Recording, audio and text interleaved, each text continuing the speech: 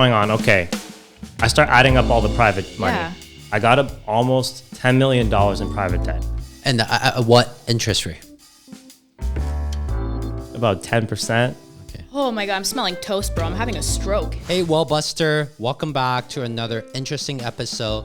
Today, we have a seven-figure wholesaler who's going to share his story of how he was actually carrying a $10 million debt at 10%. So if you want to know his story and learn how he crawled all of this, stay tuned to this episode. So thanks for coming on, Michael. Now that's my new co-host. Michael, let's start with telling us something that's interesting. I don't think anyone else would know. That could be a skill, would be something interesting about yourself. Something interesting? You want me to talk about real estate related or not anything. real estate? No pressure, bro. This has to be the most interesting Like you have a thing. Lambo that we don't know about. I don't know. No Lambo yet. I was thinking about getting a RSQ8 though. Oh, okay. That's I'm looking at that. yeah. That's the same. Sure, the same parts as Lambo anyway. Yeah. Really looking at that. I love the SQ42, bro. It's lit. SQ42. Not a car. It's not a car. You made it up, right? I just made up something. I wanted to be part of the conversation. So why do you? I know you're very frugal upcoming. Why do you think about getting a Audi SQ8? Is that going to be a new car, or are you going to try to hack that car? Is that going to be a used car? Right now I'm looking at maybe 2020, 2021. In the past I've been very frugal, right? In the past. Yeah. Not anymore. I'm thinking about upgrading it because it's YOLO.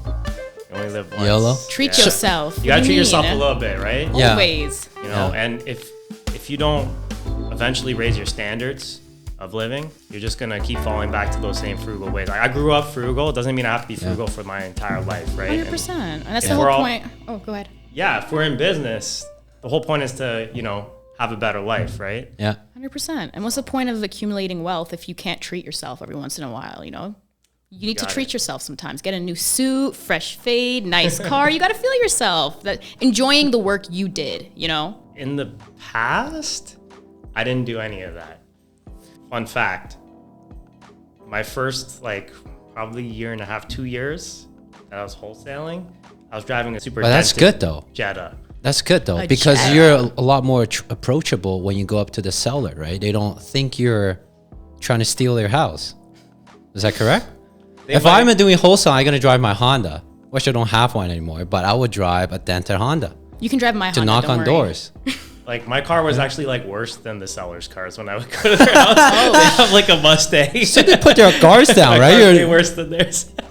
right? So isn't Yeah. that a good thing? It's not bad. I'd prefer, if I do get that dream car, whatever it is, RSQ8 or whatever the next vehicle is, and I would probably not want to drive that to the seller's house. So I already have a game plan for that. I'm going to park all the way down the street and then I'm going to walk up to their house. Bro.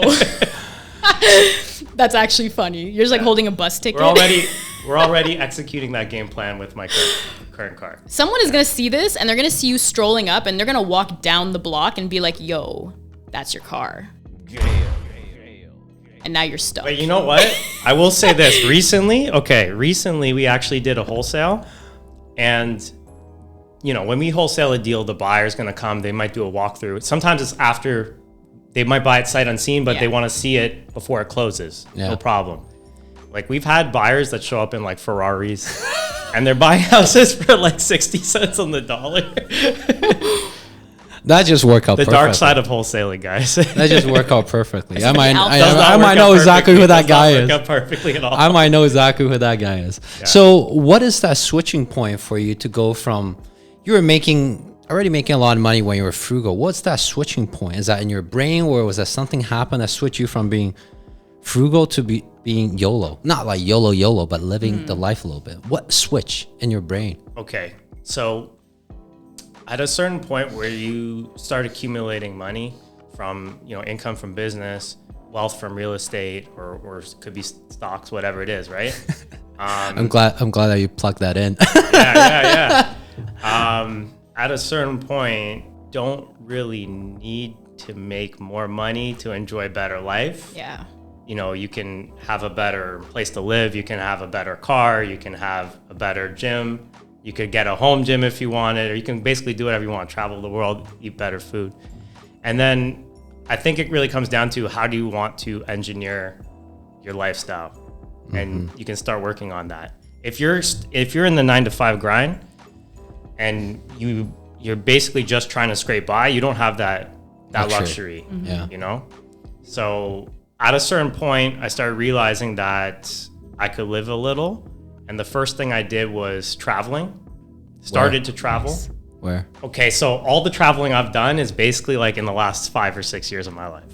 Like 90% of it. Similar to me, yeah. I've been to Cuba, Jamaica, Dominican. I've been to quite a few states. I've been to Florida a few times. Those doesn't sound like it costs a lot of money. It doesn't actually cost a lot of money. Do you live in a hostel Crazy. as well?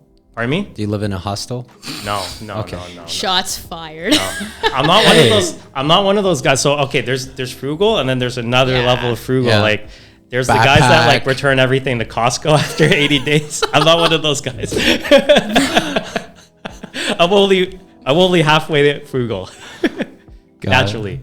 Got it. That switch though is very difficult. Like for my upbringing personally, like we weren't well off like at all, and so you get into that mindset of like I need to save every penny, but then you get to a point where you're just like, whoa, I'm okay spending like X amount of dollars on like a new watch or X amount of dollars on a good wardrobe, and you start to make that investment. So like when I buy clothes or anything like that, I'm like, this is an investment because realistically I'm going to use it for business, and it's like you can both treat yourself and also take care of work at the same time.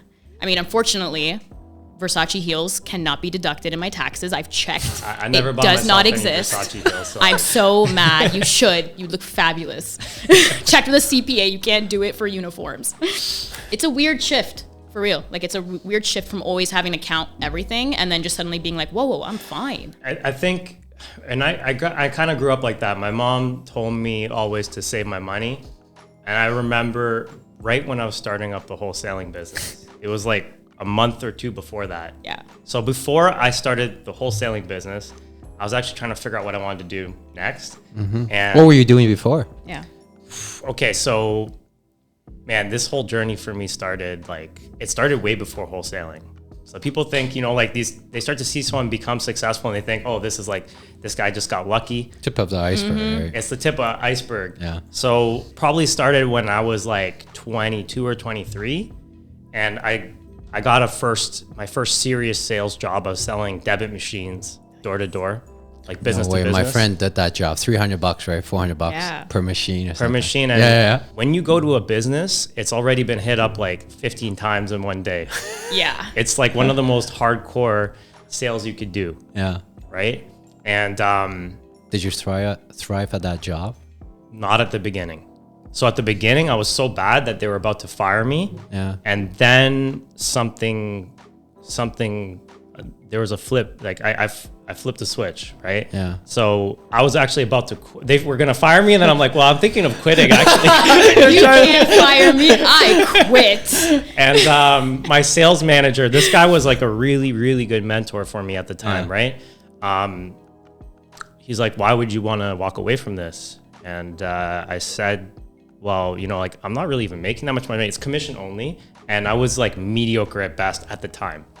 And he said, well, you got to ask yourself if you've actually been putting your best foot forward. Have you actually been trying? I'm like, yeah, I'm trying, man. It's tough. Yeah. Like, but are you trying as hard as you can? Yeah. Think about it. He's like, why don't you try as hard as you can for a week? And if you still suck, then just give up. Yeah. And I don't know, it was the way he said that, it just kind of grinded my gears a little. Like I was just like, he's saying I'm not trying. It's a challenge. He's saying I'm not That's trying. what it is. It was kind of it was almost like he was disappointed in me. More than a challenge. Like, yeah, you're not even That's trying. worse, bro. He's not mad. He's disappointed. That Yeah. kills me. I hate when people say that. He was like questioning my work ethic more than anything. So Damn. I took it to heart. And from that day forward, I was like, I'm gonna do everything I can do to sell. Yeah. For the next week. And we would hit the field around 10 a.m. and we would come back to the office around 4:30. That's it? 6.5 hours? That's a long day when you're going door to door. Yeah, that's Yeah. This guy's like, that's it, You're like bro? you're like tearing up your shoes in like 2 months. So the first night, and on top of that, I stopped trying so hard to objection handle everybody. Yeah. Because instead of hitting like 40 or 50 doors a day, I was just like, well, I'm gonna hit as many doors. I'll do double as many. So I was doing 120 doors a day, and I would go into someone's business. I'd be like, hey, you know, I'm selling these debit machines. That go away. I don't want you. I'll be back tomorrow. Thanks. I'll just keep coming back to you till you let me talk to you. And I wouldn't hang around there too much. Yeah. So I would go to the next one. I'd go to the next one. I remember the first day I did that. I made a sale, but I stayed back in the field till about 8:30 at night. Yeah. And when I checked my phone, I had all these missed calls from my manager. He's like, "Are you okay, man? Did you get like what happened to you?" I'm like, "No, I'm just making a sale." And then for every day for the next like 3-4 weeks, I was doing that, and I actually went from barely even able to survive at that company to being one of the top 10. They had a nationwide campaign. Yeah. And I was in the top 10 like every month until like while I was at that company. Yeah. And it was really due to a mindset shift. So that was like one of the first things for me where I was like, okay, I actually have a little bit more here. Yeah. That I tapped into something I didn't realize, right? And then I stuck with sales. Eventually I got into real estate. Right before real estate though, my mom's talking to me about saving. Mm-hmm. And I got out of debit machines. I went into solar for a few years. I was doing solar. Another really hard. Selling solar panel? Selling solar panels to homeowners. It's a really difficult sale. And I started is. doing that door to door as well. Why is it so difficult? I thought at that time government do give rebate, so it was a lot easier than now. No? Yeah, but the upfront cost is pretty hefty sometimes, depending for the homeowner, right? Hey, Mr. Homeowner, how's this sound? Let's put a $40,000 system on your there roof. you go. And we're gonna help you save $200 a month. Oh my God. So what's the payback period for that? Like it was 10 like years, 10, 20 years. 10 Yeah. That's a hard sell. And that's to get like an incentive. And that's if rebate, it doesn't like, decay, the new technology doesn't come out. Yeah, If everything stays the same too, right? I mean, like we had all these kind of, you know, objection handling strategies, you know, like if someone would talk to me about that, I'd be like, well, look, I mean, Hubble Space Telescope, they're using solar panels, right? Yeah. That's been in the space for years, right? So that's hilarious. and Nowadays, I do believe that like solar panels, they're going to still be working in 10 years, 20 years, right? 100%. But it's that upfront cost that people focus on the most. It's hard to justify that, especially. But I mean, in the long run, it benefits you, but it's like getting past that first objection, which is usually the one that people are a stickler for. Yeah, well, I realized with solar that, so debit machines was all about objection handling, right? You have to be just amazing at it. And solar was totally different. It was like they either want it or they don't. Yeah. Yeah. They're either diehard fan or they. There's like no in between, really. Yeah. Yeah. And so the people that would work with us in solar, fun fact, you guys both like online marketing, right? Yeah. Okay. So I worked at a solar company, then I had my own solar business. And when I had the solar business, I started myself learning about online marketing. I got out of the door-to-door, and I'm like, let me figure out the other ways to build a business. So I learned Google Ads. I learned Facebook Ads. Nice. Took some courses. Nice. And for Facebook, we had really precise targeting back then. That was 2016, 2017. Yeah. Wow. And You're OG in that. we were targeting people for solar based on them liking electric cars. If they show interest in electric cars, they're like diehard fans of solar. It just goes together. Yeah. That's a smart strategy. Yeah. Yeah, It makes 100%. sense. Yeah. Makes So- sense. It's like our podcast is for high income earners. That's why we ask high income earners, we're way over high income earners to come on because people want to learn from people ahead of them and beat them, right? Yeah. That makes a lot of sense. So we're hearing all of the great that's come from wholesaling, but you got to give us the alpha, you got to give us the dirt. What's your most, like the worst moment that you've had in wholesaling? Let's just say for the past 3 years. Like what's Worst a moment? moment? Yeah. Or just personal life. Anything that Yeah. you're like, man, I thought I had it, but life just threw me another curveball. And 100%. what was that? Okay. Rather than talk about wholesaling specifically, because wholesaling as a business, I call it off-market real estate. We're buying deals off-market, and then you have a choice as an investor. I don't like to call myself just a wholesaler. I'm an investor. I'm an entrepreneur. My worst moments actually has to do with flipping. This came last year, and I don't think I even talked to you about this before. Well, now everyone Fresh will hear tip it. right here, now everyone will guys. hear it. So in 2022, the real estate market here in Ontario went down quite a bit. Yeah. Right? Just a bit, 30%. Yeah, Like just a little 30%. bit, not significant. I think even a couple places touched like 40%. Yeah. And okay, so I had a lot of things on the go at the time, right? And my wholesaling is basically like what saved me in the end, but I'll get to that. So I had 5 of my own flips going on. I had 3 that were purchased in closing, right? So I would have been up to 8. Wow. So in the pipeline, you In the need pipeline. money, hard money to close them. Yep. Yeah. I got my hard money all lined up, and I also had other projects where I was passively involved. I had about 10 of them. Holy cow. Because as a wholesaler, I have options, right? Yeah. So if I pick up deals, I can wholesale them. I can flip them. I can also pass them to another partner. Instead of wholesaling it, I can Equity. Right? be an equity partner. Yeah. Right now, there was someone I'd previously worked with in the past. We'd done like so many flips together. Yeah. It took me a long time to learn how to flip houses on my own. So at the beginning, I actually was partnering with other people that knew how to flip, and I would be an equity partner in those deals. Yeah. Okay, turns out I had about 10 deals I was passively involved. And when the market started crashing, that other person that I was passively involved working with, they just kind of like took off. Took off. They took off. You've been working with no. him for years. I got stuck. Yeah. and he took off. I started having the lenders calling me, and they're like, hey, what's going on with so-and-so? Yikes. I don't know. Let me try to find out. Long story short, I found out that basically I had to inherit these properties. Now, I'm starting to sweat just telling you about it. Yeah, I'm sweating for you, bro. Now, Damn. now I start figuring out what's going on. Okay. I start adding up all the private money. Yeah. I got almost $10 million in private debt. And what interest rate?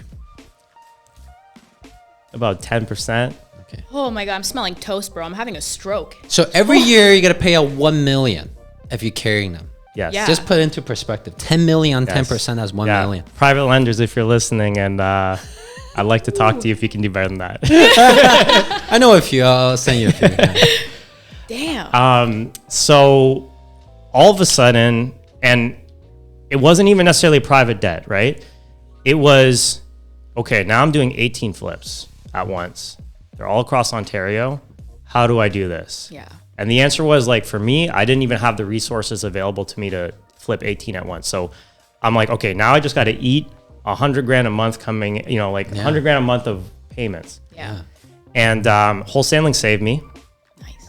The active business basically fund the passion project kind of thing. Yeah. Yeah. And, but it was very difficult. I had to have a lot of difficult conversations with, for sure. 100%. certain individuals, lenders, all kinds of people. Yeah. My team was questioning what's going on. I'm like, listen, we got to put 100% effort on wholesaling now. We really have to ramp up the volume. We're trying to fill the hole, man. We're re-strategizing right now, guys. Yeah. Just redo it. We can't Yeah. sell it because it's going to be at discount. We're going Yeah. to lose more money, and reputation is on the line. And you have a partner that ran on you. So now you're like, you took it up on your shoulder and like, let's figure it out. That's Yeah. crazy. And so it was a lot of pressure. Definitely set me back Man, too. that's crazy. And So there's now I'm thinking about that. Holy cow. He's like learning about every partnership not. he has now. I did He's not. like, yo. I thought I have some bad partnership, but this, holy cow. So here's what I would say about this. I've mentioned this only once before on a video, but cash is trash until there's a crash. Yes. Like at the time where the real estate's crashing, now I can't even raise more money that easily anymore. Yeah, it's hard. So I'm just like, I have to take this on. And the way we managed to overcome it was by literally doubling down on income, Yeah. doubling down on businesses. Yeah. So that you have more money to fill the hole and buy you more time. Yes. And I'm going to do a shameless plug here because that's where our said and done strategy is really important, because a lot of people like real estate is all good until the interest rate goes up, the flip don't move, everything don't move. That's where your active income, your weekly checks that comes in, pay you will save your day. 100%. Yeah. And a lot of people don't realize that. Yeah. That's amazing, though, man. Absolutely. Yeah. You took a huge curveball and ate that up like it was nothing. And, I'm going to say... It's nothing. It still hurts. Well, I mean, yeah, but I mean, like, you can look back at that now and you're just like, man, like, you did that, a lot of people don't know how they react in a situation unless they're put in it. And, like, you've proven to yourself that you can crush it. And you know what? Thank you. I know... Hey, Wellbuster, if you enjoyed this episode, don't forget to give us a like, subscribe, and give us a review if you have any question. And also, if you want to watch more of this type of episode, watch the episode here. And with that being said, let's get right back into the episode. I know a lot of our listeners really want to hear how you dig yourself out of that $10 million debt at 10%. So I know probably still in the process, or maybe it's halfway through. We're down to about 2.5 million now. Down to 2.5. Do you want to share? Because I know people at the beginning really want to hear how you dig yourself out of that in case they run into a similar situation in different business, right? Yeah, this is kind of an interesting thing, right? When all that started, and I know most of the high volume wholesalers and flippers in my market. Yeah. I start talking to a lot of them, and it's like, okay, I start figuring it out. What I'm going through is not necessarily just exclusive to me. Everyone's kind of going through their own version of something, right? Yeah. Because the market's going down, it's affecting everyone. Even, BRRRR investors, buy and hold investors. They're like, okay, I'm living off cash flow. Now I have no cash flow. Yeah. Right? Yeah. That's why they got to get with Cody Ye. Oh, I literally make that reference showing my $1 million mortgage. I was cash flowing $1,500, but after the interest rate hike, now it's a negative $1,500. So I turned into a short-term rental. But not everyone can do that. The first few months, I was actually making a mistake. I was actually focused. I was being defensively focused. Mm-hmm. Here's what I mean by that. I was trying to manage my properties as best as I could. Optimize my flips. Even now I realize that half my flips are gonna probably lose money or just break even. Yeah. Right. So I was trying to mitigate losses, which wasn't working because I have 18 projects going on now. And I'm I'm only I could only really actively manage 5 or 6 of them simultaneously with the people I had on board at that moment. Yeah. So we got to about fall 22. And meanwhile, this is all happening, my wholesaling income was going down every month as the market was slowing. Yeah, because everyone's scared, right? Yeah. Yes. No matter how good the deal is, they still won't buy it.